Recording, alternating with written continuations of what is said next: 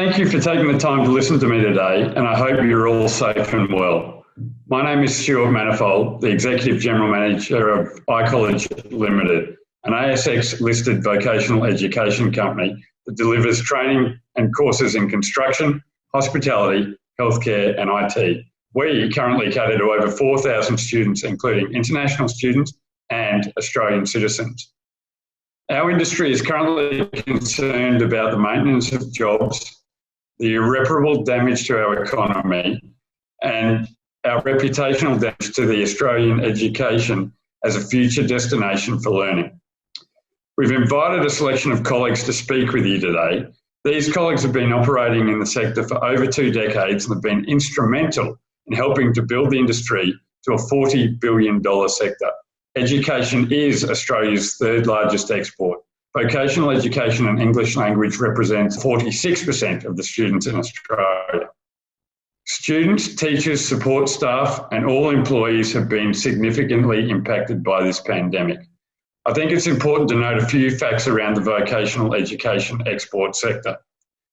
Vocational courses like hospitality, IT, business and ELICOS make up approximately 50% of the international student cohort in Australia.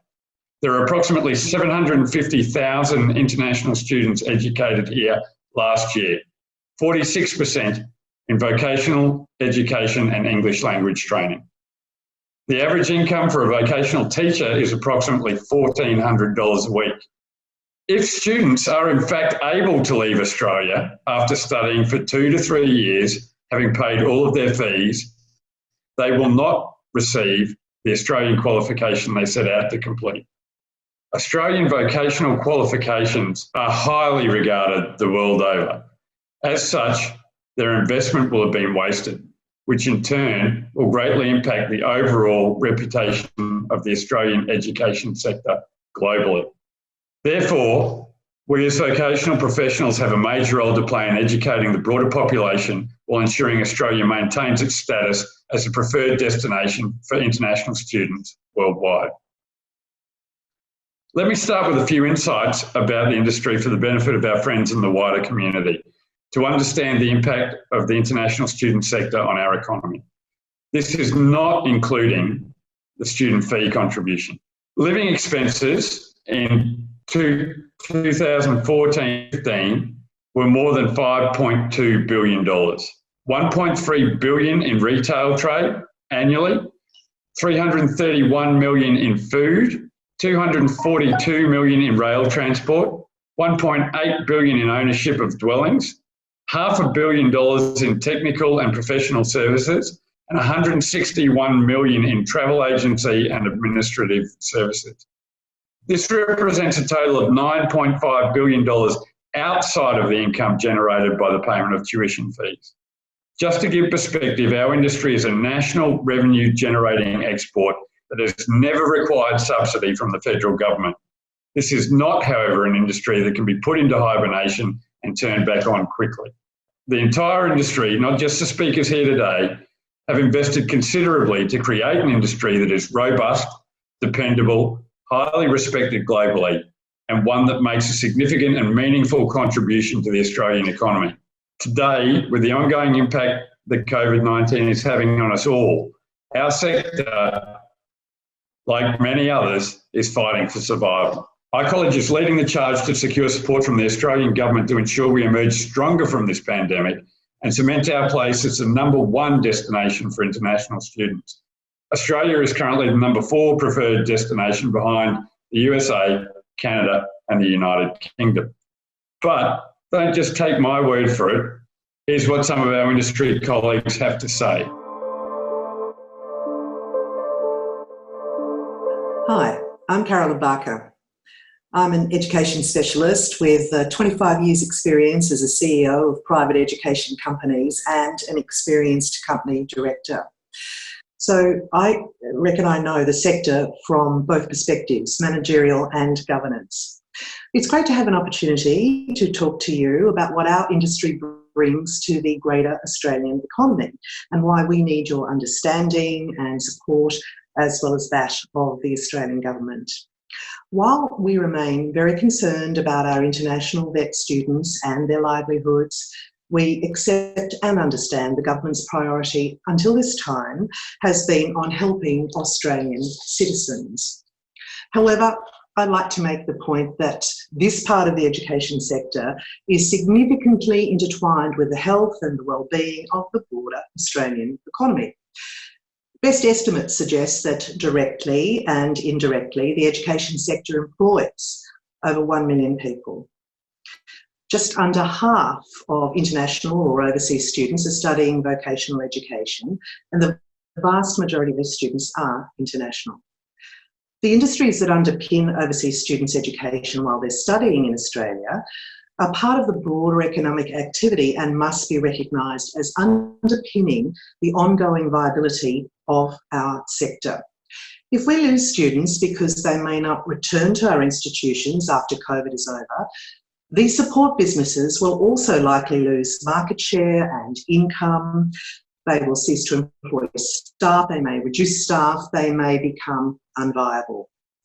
The ancillary businesses include student accommodation operators, overseas agents, migration lawyers, the commercial property sector, student services provided, the travel industry, public transport, the list does go on.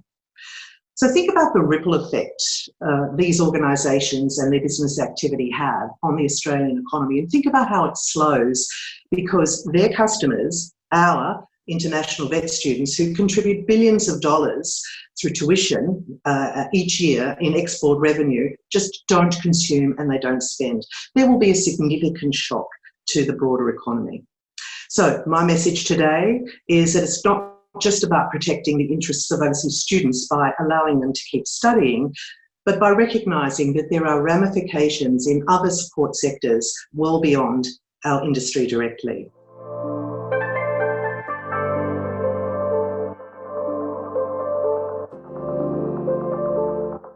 Hi, I'm Bill Adler from Imagine Education, and I'm pleased to have this opportunity to be here today. Since the advent of the COVID-19 pandemic and the subsequent actions taken by the Australian government to protect our population, we now have a situation where a large percentage of our in-country international students can no longer afford to pay their fees. Federal regulators have suggested that the education providers work with students and perhaps make an allocation of a fee holiday for students that are impacted. As these fees are our only source of income, providing a fee holiday immediately removes our revenue base and could result in the loss of hundreds, thousands, and thousands of jobs across Australia. As well, many students are unable to return home given the increasing airfares, owing to our greatly reduced flights, and in some more serious instances, the impact of border closures. Each day, we are dealing with a growing population of desperate students with nowhere to go. This desperation is in addition to the unprecedented anxiety and stress we are all feeling at this time. Many schools, ours included, are preparing meals, several thousand meals each week, to provide students something to eat, as well as working with them in some cases to secure accommodation. We have an obligation to also provide a safety net to those students who have been welcomed in Australia as paying students and to support them accordingly. Thank you for this opportunity.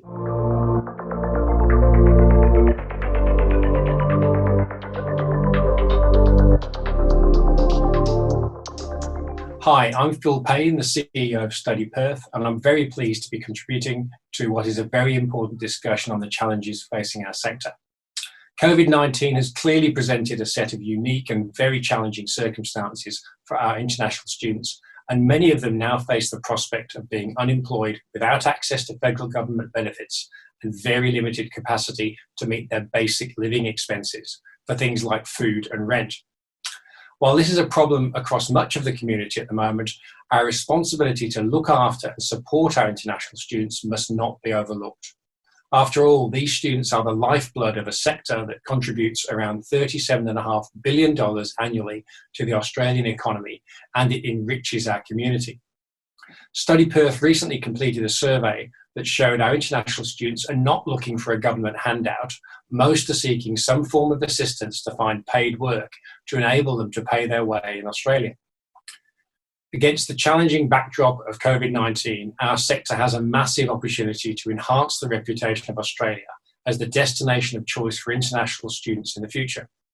If we support these students now, our sector can thrive in the wake of this crisis and become an even stronger contributor to a diversified Australian economy?